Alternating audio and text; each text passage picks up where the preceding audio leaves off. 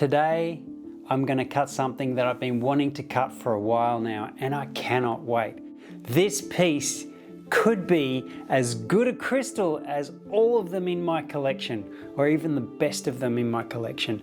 And with that glassy look and that white cap, I dare say that possibly underneath that white cap, all of that color maybe turns orange. And I'm really hoping for it. So let's get on that wheel and see if we can cut a collection stone. All right, let's have a little close look at this piece and decipher where we could possibly cut a nice gem. And we can see that there's a little bit of sand. There's a nice white cap, which is half sand, half cap.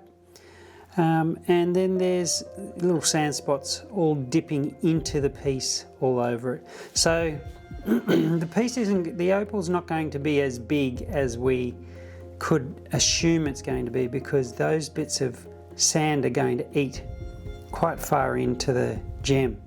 But what I like to see is there's some beautiful green, blue, and there's some gold color in the back side. And I'm calling this the back side because I believe that on this side the color is going to face possibly better. And if that's the case, then I'll be a super happy boy. And when we grab the gem torch and we shine it inside there, it looks pretty clean on the inside. So what we're going to have to manage is all of these pits and holes and sand spots on the outside. And it's a matter of how big is it going to be once it's been cut down to a nice clean gem.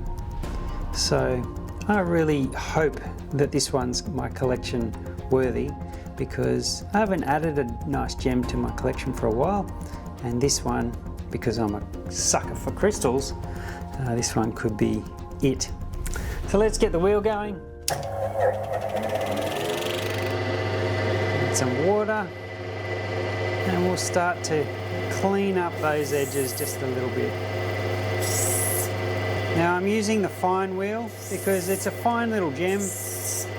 Doesn't look like it's going to be too big, and if I use the rough wheel, and I dare say that it's probably going to cut too much away too quickly. But the colour, as I'm taking that skin off, looks pretty nice. And I'm hoping that it does everything that I was predicting.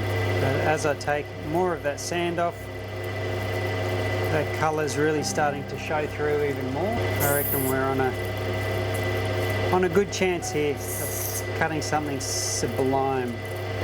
Take a little bit off that underside as well. So they're almost, these conclusions here are almost like copite needles. They're not fully formed copite needles, but they do look a little bit like them.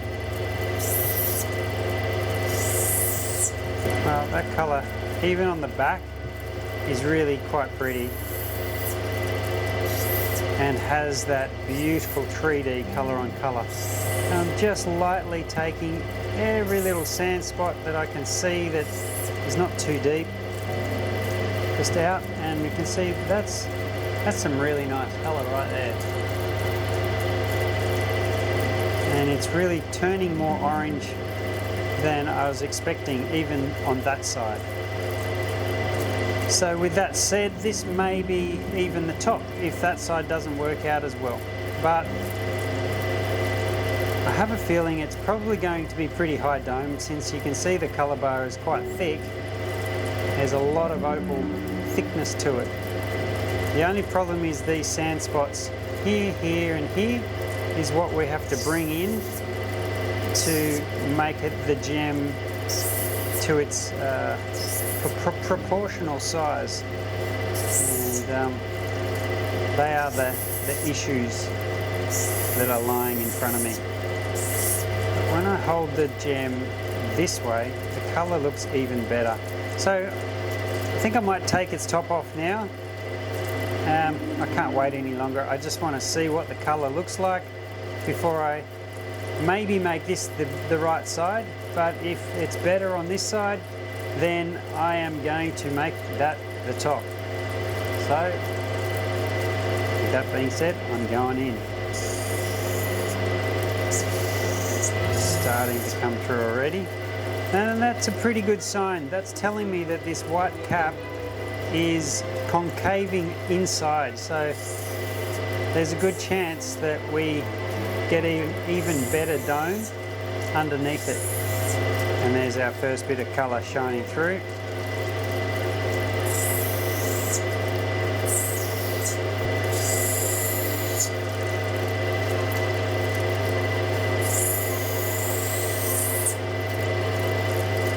There's a fair amount of orange there, and that sand is really not making things easy. And there's also a little vague potch line just that was sitting underneath that cap. There's still hiding the really nice colour underneath. And if I just take it just a little bit further down, it should crispen up. So that crystal colour, well, that's very glassy in 3D. That is exactly how I imagined. A lot more orange, green and blue, but there's a lot more orange than there is on this side. So my prediction was correct, but now it's a matter of me taking all this sand off without losing that beautiful orange colour and making a beautiful gem. Alrighty, so let's just start working in that, working out all the sand. So she's going to be considerably smaller, unfortunately, but it's the price we pay for a perfect gem.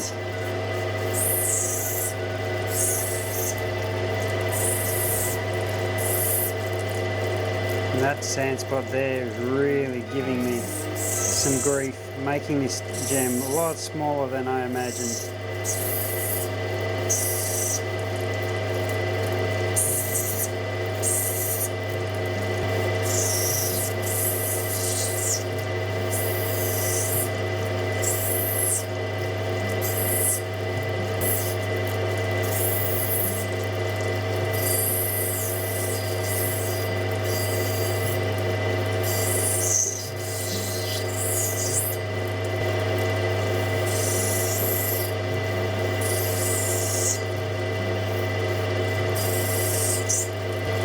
Wow, now that is one beautiful crystal.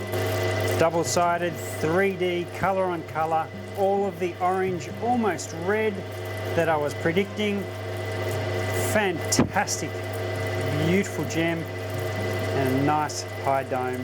And this one's going to be double-sided. I'm super happy with that.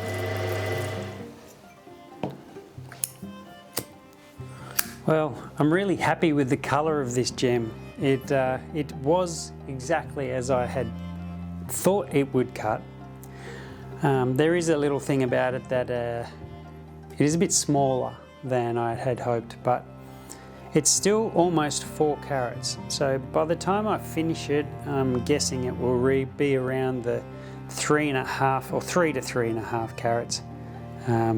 Once I get all of the sand spots out and make it a really nice perfect gem. But I will say it is collection worthy, definitely. It has the most beautiful play of colour and depth that I've seen in a crystal for quite a long time. So we'll see once I've cut it at the end.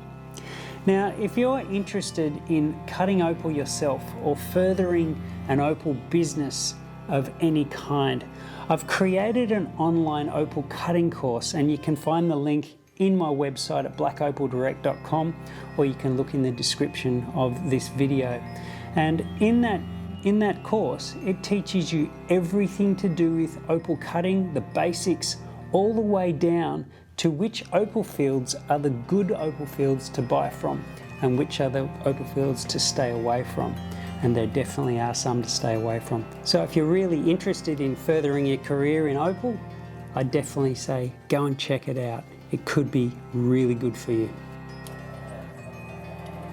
Although this gem does rival other crystals in Dad's collection, I don't think he's going to put this one away, as he just simply has too many crystals and he needs to even out the scores a bit with a beautiful black opal.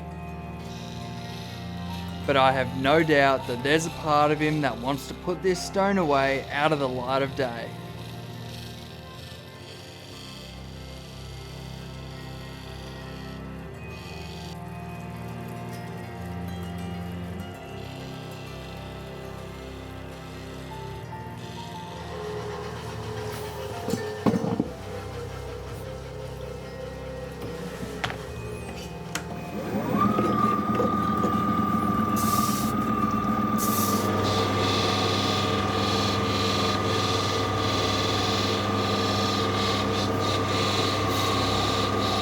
So because I had the wax on the polished side to polish the opposite side, I just get a little bit of methylated spirits from my burner and that melts all of the wax away on the dome, and I should have a beautiful polished gem. Ooh, that is one beautiful gem. It weighs 3.18 carats, so a little bit smaller than I had presumed. I was thinking around the 4 carats, but because that little sand spot was in the dome, I had to try and get it out, and that made my dome a lot smaller, and I had to bring the gem in just a little bit more. But 3.18 carats, that magnificent crystal play of colour, of green and beautiful orange and blue and purple. It's got to be worth around $3,500 to $4,000 a carat, and at 3 carats times 4, you do the math, that's a pretty nice gem. Oldfield Lightning Ridge gem crystal. Nothing's as glassy as this type of opal. Well, I hope you enjoyed that one, and I'll see you next time. Oh, is it a collection gem? Sure is.